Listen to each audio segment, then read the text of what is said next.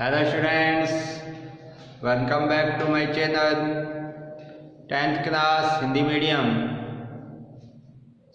CBSE Mathematics Chapter 7 Exercise 7.2 के हम कुछ क्वेश्चंस कर चुके थे।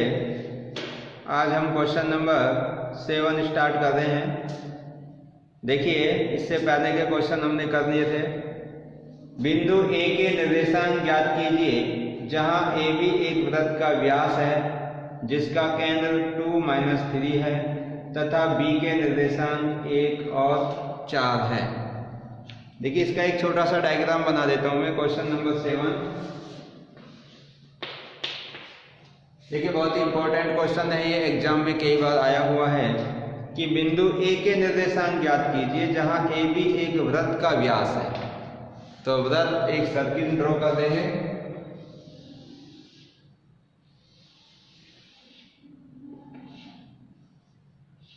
इसमें ए बी है जो एक वृत्त का क्या है, व्यास है। व्यास में डायमीटर है। ये ए बी इस सर्किल का डायमीटर है, व्यास है।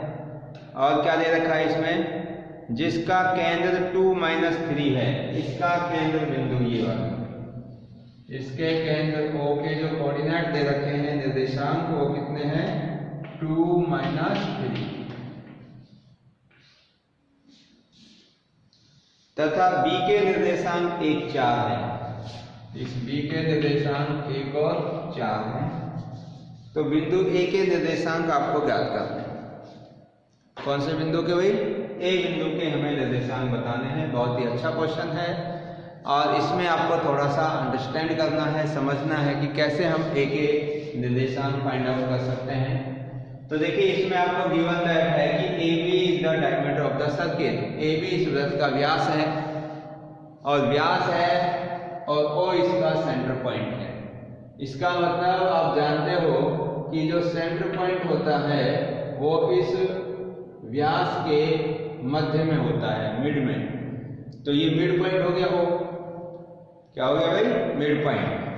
अब हमें इस ए के कोऑर्डिनेट निकालने हैं। तो इस ओ के कोऑर्डिनेट को हम क्या मान लेते हैं भाई, एक्स और वाई।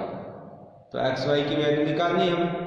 तो देखो कौन सा फॉर्मूला यूज करेंगे हम, मिड पॉइंट फॉर्मूला, क्योंकि बीच में जो ओ है ये इस ए बी का मिड पॉइंट है। तो मिड पॉइंट फॉर्मूले का जब यूज करेंगे तो हमारे पास में इस ओ के एक्स और वाई की फॉर्म में अनदर कोऑर्डिनेट आ जाए। लेकिन वो कोऑर्डिनेट जो आएंगे वो इस ओ के कोऑर्डिनेट से हम क्या कर देंगे, कंपेयर, क्योंकि वो भी ओ के कोऑर्डिनेट के बराबर ही होने चाहिए। तो जो भी हम मिड पॉइंट फॉर्मूले से इस ओ पॉइंट के कोऑर्डिनेट निकालेंगे वो और 2 और -3 ये दोनों क्या होंगे, सेम होंगे। तो हम x और y की वैल्यू को जब कंपेयर करेंगे तो हमारे पास ए के कोऑर्डिनेट निकल जाएंगे। ठीक है भाई। तो मैं मान लेता हूं ए के निर्देशांक क्या है, x और y। तो यहां से अर्थ शुरू करता हूं मैं। क्योंकि ए बी वृत्त का व्यास है, ए बी वृत्त का व्यास है तथा ओ 2-3 इसका मध्य बिंदु है।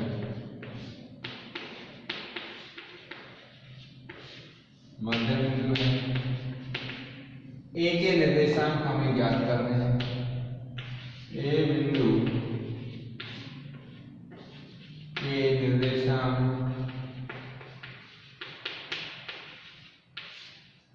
ज्ञात करने हैं।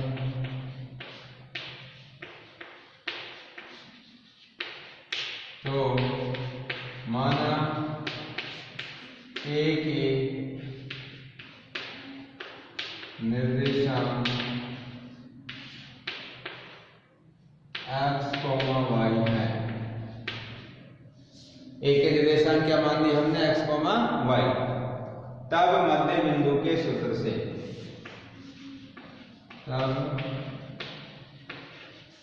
मध्य बिंदु के सूत्र से, तो मध्य बिंदु के सूत्र से क्या होगा भाई, जो O है इस AB का मिड पॉइंट है, मध्य बिंदु है, तो मध्य बिंदु के जो निर्देशांक होंगे वो भी O के ही निर्देशांक होंगे। तो क्या लिखेंगे भाई, O के निर्देशांक क्या होंगे, x1 plus x2 upon 2 comma y1 plus y2 upon 2। तो ये O के निर्देशांक आएंगे और वो जो आपको गिवन पॉइंट है वो इसी के इक्वल होंगे, 2 माइनस 3। ये भी O के ही निर्देशांक होंगे। तो अब x1 y1 x2 y2 कौन सा है, A हमारा पॉइंट आपका फर्स्ट में आ रहा है, तो ये x1, ये y1, ये x2 और ये y2। तो ये वैल्यू पुट कर देंगे इसमें। तो x1 के स्थान पर क्या रखेंगे भाई, x1 के स्थान पर है आपका x और x2 के स्थान पर है 1 अपॉन 2 कॉमा y1 के स्थान पर y और y2 के स्थान पर है 4 अपॉन 2 और इधर 2 माइनस 3। अब देखो भाई दोनों ही ये आपस में पॉइंट हैं जो आप इक्वल है, ये वाले कोऑर्डिनेट भी O गई है और ये वाले कोऑर्डिनेट भी O गई है, तो दोनों को O पॉइंट है, इनके कोऑर्डिनेट और बीच में इक्वल का साइन है, जिसका मतलब x कोऑर्डिनेट इसके x के इक्वल होगा और y कोऑर्डिनेट इसमें y कोऑर्डिनेट के इक्वल होगा। तो इनको कंपेयर करेंगे, तो निर्देशांकों की तुलना करने पर निर्देशांकों की तुलना करने पर comparing the x and y coordinates, तो x और y कोऑर्डिनेट्स को जब आप कंपेयर करेंगे तो x प्लस 1 अपॉन 2 इक्वल किसके होगा, 2 के होगा कि नहीं, और दूसरा y प्लस 4 अपॉन 2 किसके इक्वल होगा, माइनस 3 के। तो देखिए अब यहाँ से x plus 1 upon 2 equal to 2 से आप x की वैल्यू निकाल सकते हैं, इसके नीचे 1 मानकर क्रॉस मल्टीप्लाई कर दें, तो क्रॉस मल्टीप्लाई करेंगे तो x plus 1 is equal to 4 और 1 को इधर ट्रांसफर कर देंगे तो x is equal to 4 minus 1 is equal to 3। तो x की वैल्यू कितनी आ गई, 3 आ गई। अब ऐसे इसके नीचे 1 मानकर इसको भी हम क्या करेंगे, क्रॉस मल्टीप्लाई, तो y प्लस 4, तो y प्लस का 4 इसको 1 से किया तो y प्लस 4 आया और इसको 2 को माइनस 3 से करेंगे माइनस 6, तो y इज इक्वल टू 4 हो जाएगा, किसका हो जाएगा, माइनस का, minus 6 minus 4 is equal to minus 10। तो हमारे बिंदु A के निर्देशांक क्या होगा, 3 और माइनस 10। तो क्या लिखेंगे, अतः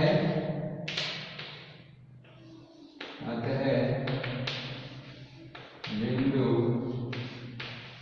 A के निर्देशांक 3, माइनस 10 होंगे। कितने भाई, तो इस प्रकार से हम बिंदु A के निर्देशांक निकाल सकते हैं। बहुत ही अच्छा क्वेश्चन है। इसके बाद में देखिए इसमें आगे नेक्स्ट क्वेश्चन, इसमें और एक नेक्स्ट क्वेश्चन है इंपॉर्टेंट, आपका क्वेश्चन नंबर 9।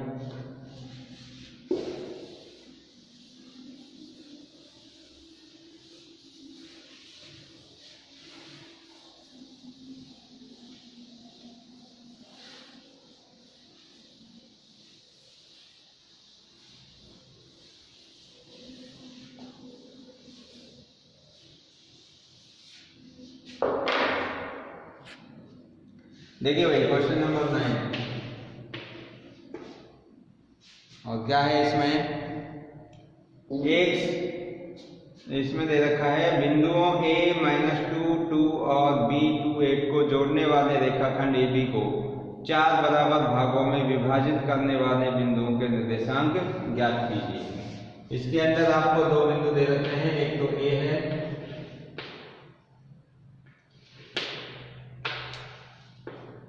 जिसके निर्देशांक है -2 और 2, और दूसरा बिंदु है बी, जिसके निर्देशांक हैं 2 और 1, एक -2 और -2 और 2 और 1। ये आपके कोई भी दो पॉइंट हैं। इन दोनों पॉइंटों को, दोनों बिंदुओं को जोड़ने वाला जो रेखाखंड आएगा, इसको बराबर बराबर चार भागों में विभाजित करने वाले बिंदुओं के निर्देशांक ज्ञात कीजिए। देखिए, अब इस AB को बराबर चार भागों में विभाजित करने के लिए और कितने बिंदु होंगे इसके पास, जिससे इसके इक्वल चार पार्ट बन जाए। कितने पॉइंट होंगे?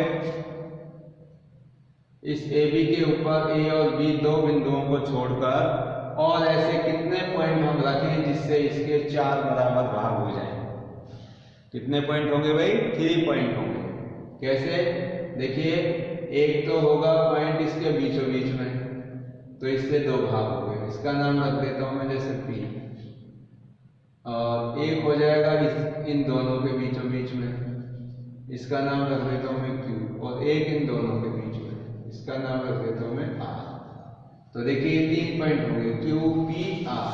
तो इसके बराबर चार भाग हो गए, 1 2 3 4। अभी चार जो बराबर भाग हुए हैं, इन चार बराबर भाग होने से जो ये 3 पॉइंट हैं Q, P, R, इनके हमें निर्देशांक ज्ञात करने हैं।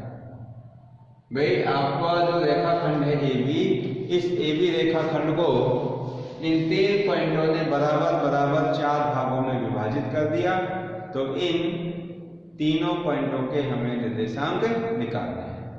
ठीक है, तो देखिए कैसे निकालेंगे, बहुत इजी क्वेश्चन है। सबसे पहले जो मैंने P माना था, A और B, इसका मिड पॉइंट हो जाएगा बीचों बीच में, तो इधर के दो बराबर हिस्से बच गए। फिर A और P के बीच में मैंने Q मान लिया, तो A P का ये दो बराबर हिस्से हो गए, और ऐसे ही P और B, इन दोनों का जो मिड पॉइंट है वो R हो गया। तो इसका मतलब P R और R भी, ये दोनों भी क्या हो गए? इक्वल। तो आप मध्य बिंदु का जो फॉर्मूला है उसका यूज करके सबसे पहले हम P के निर्देशांक निकाल देंगे। किसके भाई? P के, क्योंकि जो P होगा वो AB के बीच में आएगा। जब P के निर्देशांक आ जाएंगे तो फिर A और P के मध्य बिंदु Q के निकालने हैं, और फिर P और P के मध्य बिंदु R के निर्देशांक हम फाइंड आउट करेंगे, तो हमारे पास में इन तीनों बिंदुओं के निर्देशांक आ जाएंगे। ठीक है भाई, तो देखिए शुरू करता हूं इसको।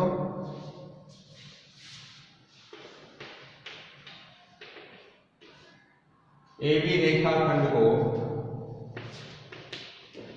यहां पर लिख देते हैं, माना AB रेखाखंड को बिंदु Q, P, R बराबर चार भागों में विभाजित करते हैं। बराबर चार भागों में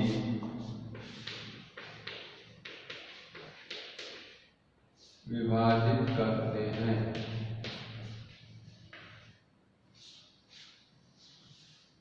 तो इन चारों, मतलब कि तीनों बिंदुओं के निर्देशांक जो कि सेवी रेखाखंड को चार बराबर भागों में विभाजित कर रहे हैं, उनमें हम सबसे पहले P बिंदु के निर्देशांक निकालेंगे। यहां P AB का मध्य बिंदु है, यहां P AB का मध्य बिंदु है। तो मध्य बिंदु के सूत्र से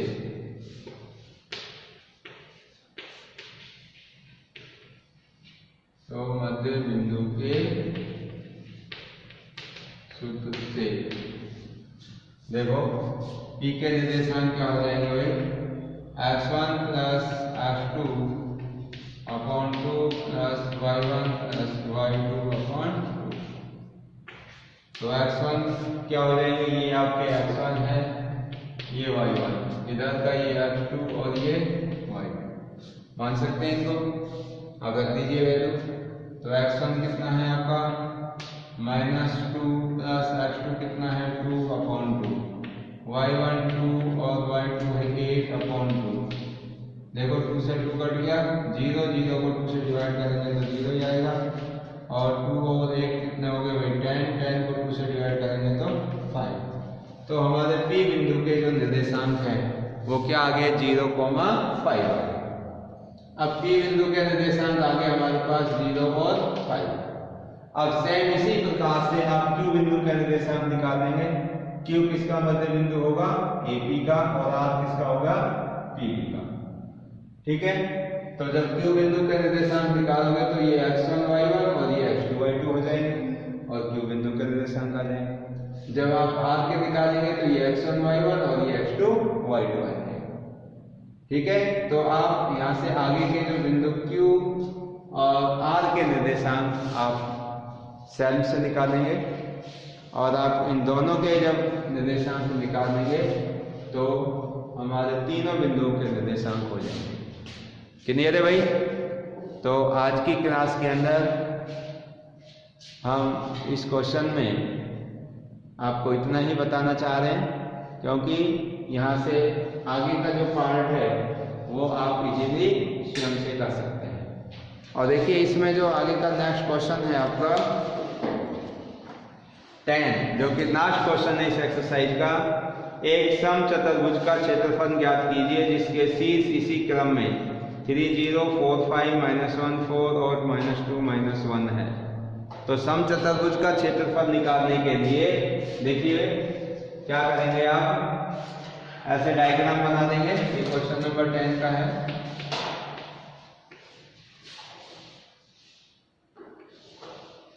ये समचतुर्भुज हो गया, और इस समचतुर्भुज में हम A B C और D, और ये इसके दो विकर्ण हो गए, ये दो विकर्ण हो गए। A B C D के आपको निर्देशांक दे रखे हैं। देखो इसमें सबसे पहले A के निर्देशांक आप ये मान लेंगे 3,0, B के निर्देशांक हो जाएंगे 4,5, C के निर्देशांक -1 4 और D के निर्देशांक -2 -1। अब एरिया ऑफ रोम्बस समचतुर्भुज का क्षेत्रफल कैसे निकालोगे, इसके लिए फॉर्मूला है 1/2 विकर्णों का गुणनफल। तो एक तो विकर्ण ये दे रखा है AC, दूसरा विकर्ण ये दे रखा है BD। तो आप डिस्टेंस फॉर्मूले से पहले AC लेंथ निकाल देंगे और फिर डिस्टेंस फॉर्मूले से BD लेंथ निकाल देंगे, और इसमें एरिया ऑफ समचतुर्भुज लगा देंगे। कौन सा? तो समचतुर्भुज का क्षेत्रफल क्या होगा, समचतुर्भुज का क्षेत्रफल। समचतुर्भुज का क्षेत्रफल क्या निकालेंगे 1/2, एक तो AC विकर्ण और दूसरा BD विकर्ण। तो AC आप डिस्टेंस फॉर्मूले से यानी कि दूरी सूत्र से, और दूसरा BD है ये भी दूरी सूत्र से, और दोनों की वैल्यू यहाँ पे रखेंगे, इनको सॉल्व करेंगे तो इस समचतुर्भुज का एरिया भी आ जाएगा। क्लियर है भाई? तो ये आपकी जो एक्सरसाइज है 7.2 ये मेरी तरफ से तो कंप्लीट है, लेकिन फिर भी इसमें आपको कोई भी क्वेश्चन में अगर समस्या हो, कोई डाउट हो, कोई क्वेश्चन आपसे नहीं आ रहा हो तो आप कमेंट कर सकते हैं, आप पूछ सकते हैं, वॉइस मैसेज डाल सकते हैं, और किसी भी मेजर प्रॉब्लम के लिए आप कंटिन्यू जो स्कूल चल ही रहा है आपका, और इस स्कूल में भी आकर के अपने प्रॉब्लम्स को सॉल्व कर सकते हैं। So thank you and thank you very much.